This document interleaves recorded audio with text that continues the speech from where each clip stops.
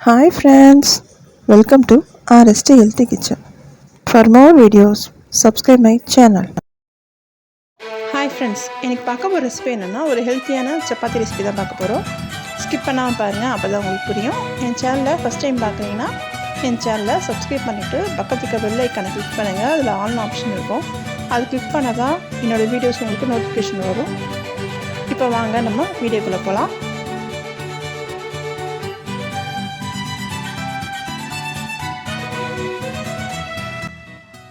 இதுக்கு ஃபஸ்ட்டு நம்ம கோஸை நல்லா துருவி எடுத்துக்கணும்.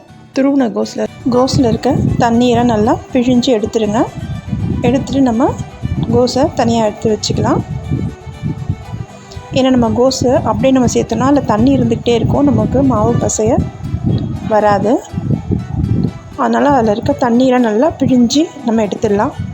எடுத்துட்டு இப்போ இதில் ஒரு துண்டு இஞ்சி, ஒரு 4-5 பூண்டு, 1/4 ஸ்பூன் சீரகம்,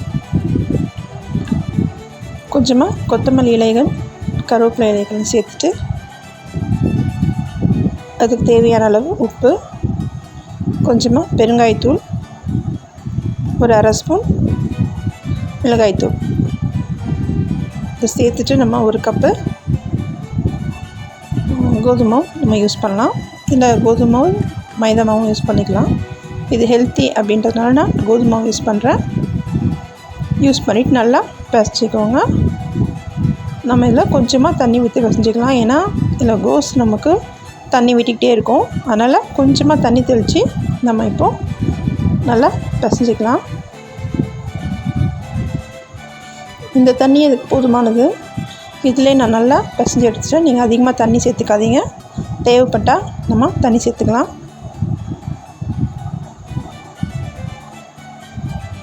பாருங்கள், இது நல்லா இப்போயே நல்லா பிசைஞ்சு வந்துடுச்சு. இதில் வந்து கொஞ்சமாக எண்ணெய் சேர்த்துட்டு ஒரு பக்கமாக ஒரு 5 நிமிஷம் இருக்கட்டும்.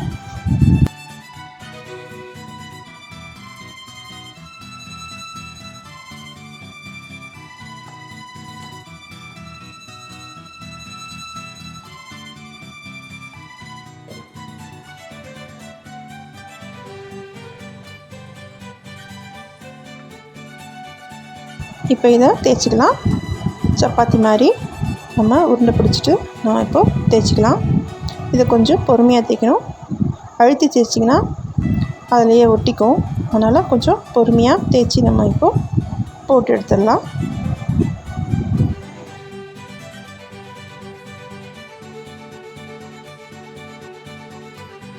கொஞ்சம் மாவு சேர்த்து பொறுமையாக தேய்ச்சிக்கோங்க. அடுப்பில் தோசை தவாவை வச்சுக்கோங்க. நல்லா சூடாகட்டும்.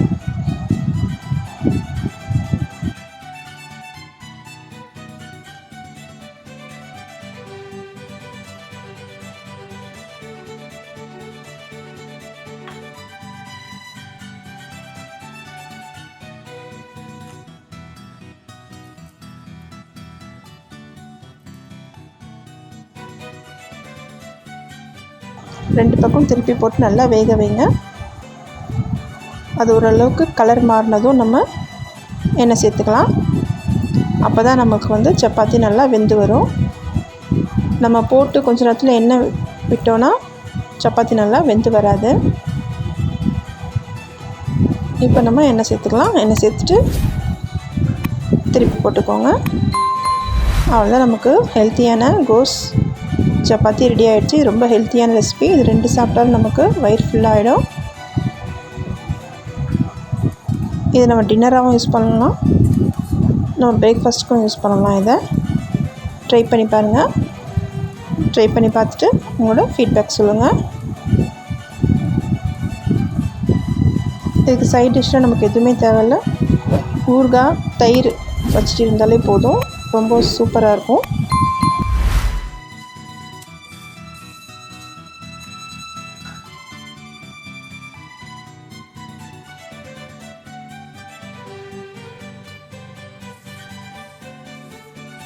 நான் என்னென்னு போடுறேன் பாருங்கள்.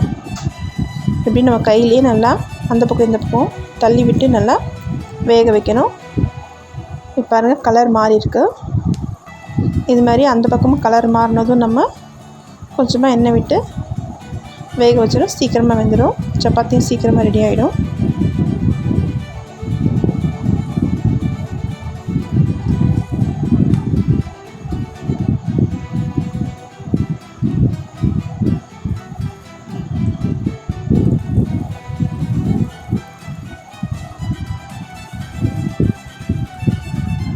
அவ்வளோதான், நமக்கு இப்போது ரெடி ஆகிடுச்சு. சுவையான கோஸ் சப்பாத்தி ரெடி ஆகிடுச்சு. உங்கள் வீட்டில் செஞ்சு பார்த்துட்டு உங்களோட ஃபீட்பேக் சொல்லுங்கள். இது மாதிரி வீடியோஸ் உங்களுக்கு வேணும்னா என் சேனலை சப்ஸ்கிரைப் பண்ணிக்கோங்க. இந்த வீடியோ உங்களுக்கு பிடிச்சிருந்துன்னா லைக் பண்ணுங்கள், ஷேர் பண்ணுங்கள், கமெண்ட் பண்ணுங்கள். தேங்க்ஸ் ஃபார் வாட்சிங்.